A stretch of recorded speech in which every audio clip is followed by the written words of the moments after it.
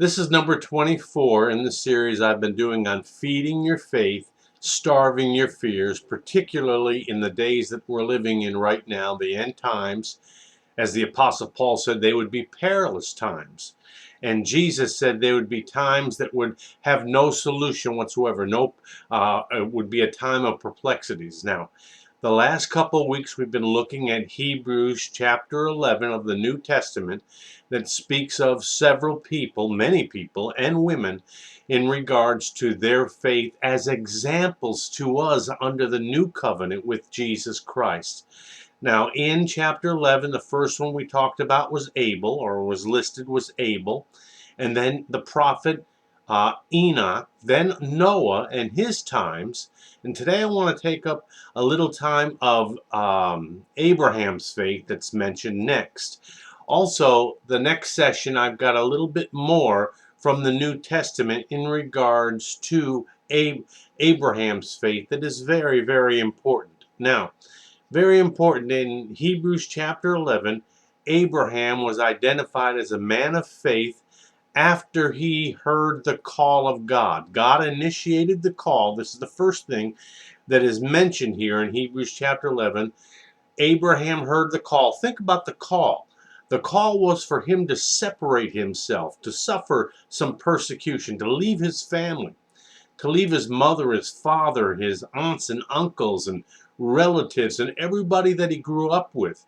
He heard a call from God for him to separate and go to a strange land, a foreign land, not knowing what was going to happen there, but knowing and seeing a promise made to him afar off, things that had not yet been seen.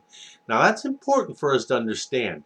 When he received that call, he obeyed. He didn't, obey slowly.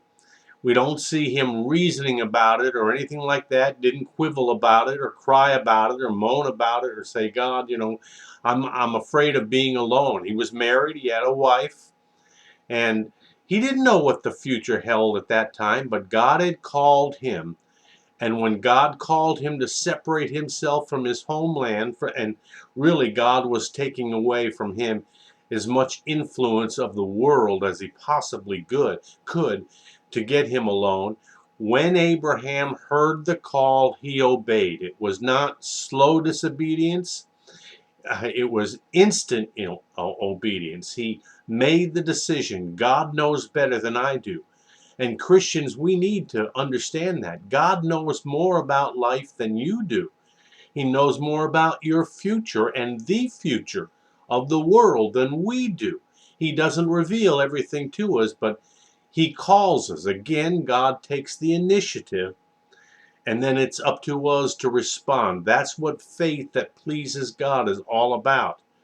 And again, he obeyed instantly, not seeing the promise. Later on we'll see, in the next session we'll see one promise given to him after he obeyed that call was that he would give forth a son.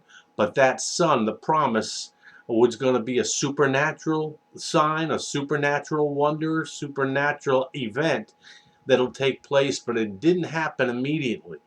A lot of people are instant food people today. Let's face it. We want instant results, and that's how we get infiltrated with doubt and unbelief. We got to put that stuff aside. Silence your fears and obey God. That's what God is looking for in your life. So obey him. You have a great day. God bless you.